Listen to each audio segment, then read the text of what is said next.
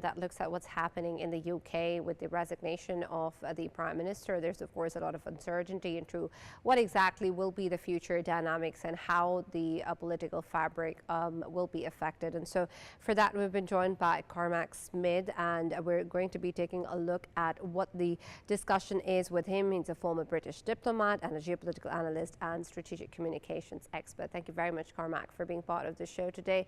There's, of course, this big news coming in from the UK, and we were looking at what were the earlier reports saying before the weekend, with Starmer actually sticking on to his stance of not stepping down. But after the weekend, it seems he's mulled things over and decided otherwise. What really do you think has changed, and what has made him do this? Look, I think it became increasingly obvious over the weekend, not just to Keir Starmer, but to anybody who was paying attention, that he simply did not have the support of his party to carry on. And it was very, very clear that he was considering it. There was a rather disgusting statement from Donald Trump yesterday. Donald Trump said that he was a failure and he would resign.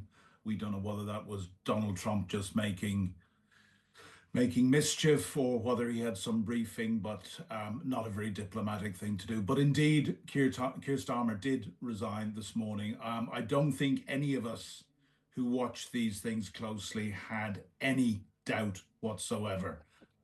He has resigned, and he's resigned in a very dignified manner. Right. What does that do to the Labour Party, and what is a big blow to the party in terms of this resignation? Well, look, it's not just a blow to the Labour Party. This is a blow to the United Kingdom at the moment. This will be 7 prime ministers we have gone through in 10 years. And it's interesting for your listeners to note that that this is the same 10 years. We are just about to mark the 10-year anniversary of Brexit, of voting to leave the European Union. Now, not every analyst will give you this, but I was looking at the latest research coming out from a number of respected universities and from the Office of Budget Responsibility and from various big bodies. It is now estimated that the cost of Brexit to the British economy has been nearly twice what it was originally supposed to be. It's up to £200 billion per year. And this is something that it's seen as a very, very toxic subject. Nobody in any party quite has the courage to tackle this. But trade is gravitational, and you trade most profitably with those countries closest to you. And in leaving the EU, Britain has cut itself off from one of the largest trading blocs in the world, the EU, a trading bloc of nearly 600 million people and a very wealthy bloc as well. So I think it says more about the state that the country is in at the moment. Keir Starmer did not do all wrong. He did some very good things. He was clearly, in my view and my estimation, he was an honourable man, but clearly he was criticised for not having charisma and for not having the communication ability to cut through. And certainly he made a number of mistakes. He made a big mistake with cutting the winter fuel allowance for old people. He made a big mistake with appointing Mandelson as ambassador to the United States. And in my view, he made a big mistake in failing to tackle welfare reform, which is at the moment, there are now the welfare bill in the United Kingdom costs more than the government takes in income tax. But these are really massive problems. And of course, there was defense. He recently, only a week ago, his Minister of Defense resigned because he, in protest for the government not devoting enough money to defense, with the world and Europe in particular in its perilous state. But I would suggest, and there has been a lot of criticism of Keir Starmer.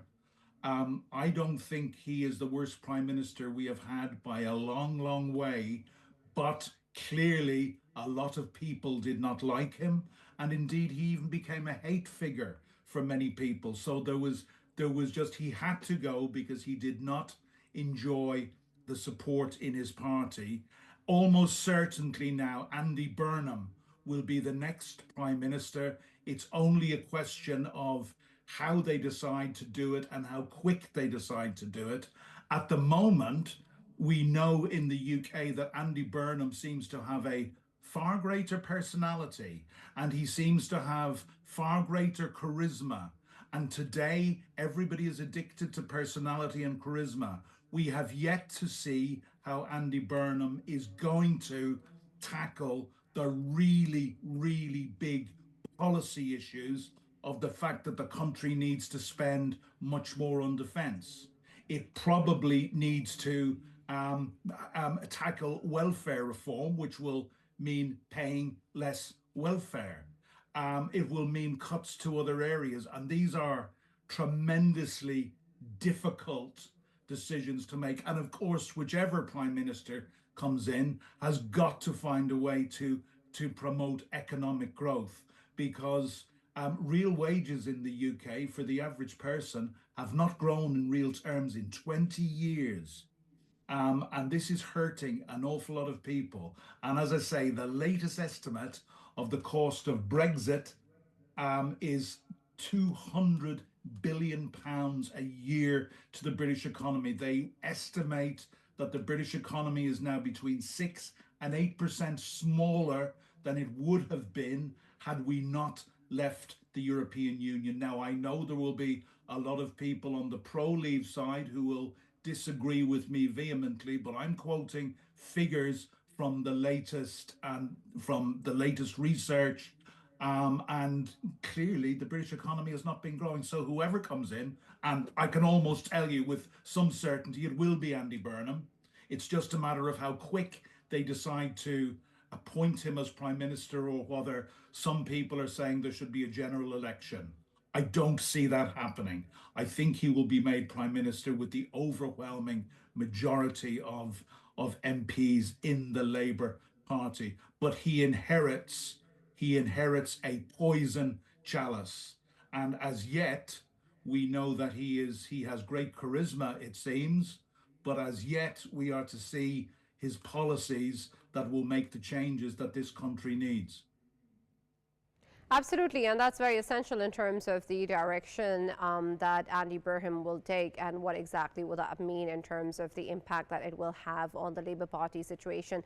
But there's also, of course, another aspect outside of the Labour Party that also caused problems for Starmer, and that is the far-right anti-immigration Reform UK party that seemed to also be on the rise. How exactly do you think this resignation and the Labour Party's problems have impacted the Reform UK party, and whether or not they will be the ones that will gain more momentum and popularity as time goes by? Well, it doesn't look like they will. Some people are saying that maybe reform have peaked, and it was the competition in the by-election last week in Makerfield was between Andy Burnham, who didn't have a seat, and the first thing he has to do to challenge to be prime minister is get a seat. So that seat in Makerfield was vacated deliberately to make room for Andy Burnham to run. His main competition was Reform, and it was also another even further right-wing party, Restore UK, who we thought would split the Reform vote. Actually, when you added both Reform and Restore UK votes together, they did not come anywhere near to beating Andy Burnham. He won that election by a far greater margin than most people, including myself, expected he would. So I am not sure. And the other thing, of course, that's very important to point out about immigration, under the last 2 years, immigration rose under the last Tory government from 2010. Under the Labour government, under Keir Starmer's leadership in the last 2 years, immigration figures have fallen very significantly and continue to fall. The problem, or a part of the problem with Keir Starmer, and I'm a communications professional all of my life. And I have said that part of the problem with Keir Starmer was one of communication. He simply didn't manage to communicate effectively enough to the British people to actually get credit for the fact that he was bringing down immigration figures and he was improving the service of the NHS, our National Health Service, which is a which is an almost sacred cow here in the UK. For so the things also, I think what he was proven to be very correct and strong in keeping Britain out of the war with Iran. Donald Trump obviously put a lot of pressure on him to go into the Iran war, as he put pressure on a lot of other European countries. This is Donald Trump simply not understanding the way NATO works, that it's an attack on one is an attack on all. You don't decide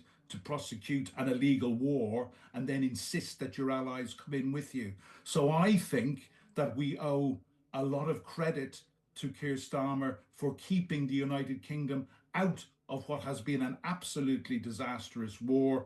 And of course, it would have caused great reputational damage to the UK on the world stage, but it would also have cost us billions of pounds that our country simply cannot afford at the moment. So, Keir Starmer, not all bad. He had some really good achievements, but he never seemed to get the credit for them. Let's see what Andy Burnham does and how much better. As I was going to say, a British citizen, I'm an Irish citizen, but I live in the UK. The United Kingdom is my home and it's where I vote. And I hope very much that Andy Burnham can fix things, but it's a very tall order. He has a huge mountain to climb, and personality alone is not going to achieve it for him. Absolutely, and I totally understand that. Cormac, let's also shift focus on what's happening within the region to the Ukrainian-Russian conflict, and in that, of course, the relationship that Ukraine has with the EU. In a recent incident, we have seen that there has been the revocation of the Order of the White Eagle that was awarded to Mr. Zelensky back in 2023 by the Polish leadership. And in terms of what that does to the relationship between Ukraine and Poland, how do you think it will impact the support that Zelensky has had from Poland all these years?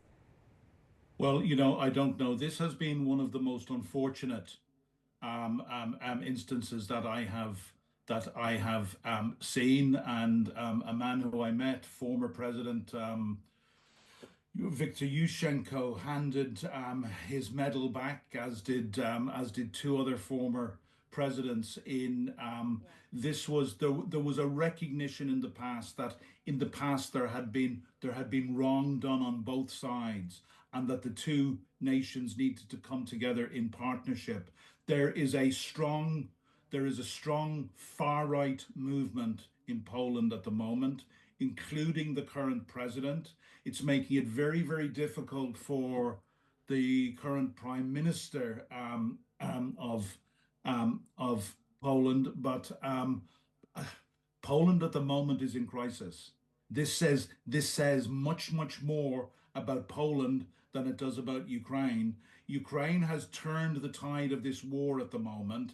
They are hitting Russia very hard on three fronts, both on the front where it's been estimated they are killing Russian soldiers at a rate of up to 8 to 1, nearly 35,000 Russian casualties per month. To put that into context, that is twice as many Russian casualties in a month as the USSR lost in Afghanistan in 10 years. Then the second thing they're doing, they are daily with their own manufactured missiles and drones, they are decimating Russia's logistics chain. So their supply trucks of fuel and food and medical equipment, and also for evacuating injured troops out and rotating troops. They are affecting very badly Russia's ability to do this. And we hear increasing stories about really dire morale. And of course, the third thing the whole world has seen is deep strikes where they are decimating Russia's oil industry. And oil, you know, Russia has been described as a gas station with nukes. They don't have anything else. They rely on their oil to pay for the war that they are prosecuting. And of course, last week we saw massive attacks on Moscow. And of course, this is important not just for the damage it does to Russia's oil, by the way, which is a legitimate target according to international law, but this is bringing the war home for the first time, probably, to the wealthy middle classes who live in St. Petersburg and Moscow. And they have an unwritten deal with their czar, who is Putin at the moment, that they don't get too involved in politics because Russia is not a democracy. They do not get too involved in politics, and their leader, Vladimir Putin, will look after them and ensure them a commodious and a comfortable life. Well, that is clearly starting to break down. These people have never had their sons conscripted to be fed into the meat grinder. But now the war, and they have been very insulated from the war to a large extent, but now that is over. So very unfortunate what's happening in Poland. It says more about Poland and the fact that Poland is a country in crisis at the moment with its fight with the far right. But I genuinely believe such is the strength of support from other European countries, including obviously the UK and also Canada. We always have a question mark now over how much support Donald Trump will actually give. And he has said he expects Europe to take up the slack there. But I think with the way that Ukraine is now producing most of its own weapons, and it has been supported both by being given weapons and with investment to produce weapons from other European countries, this war is starting to go very bad for Putin and very well for Ukraine. But it's still a horrible war, and there still needs to be an end to the slaughter. Absolutely, and we really hope that the focus now shifts there because it's much needed. Thank you very much, Cormac, for joining us and being a part of the newsroom. It's a pleasure having you as always. Pleasure having you. Thank you. There's a lot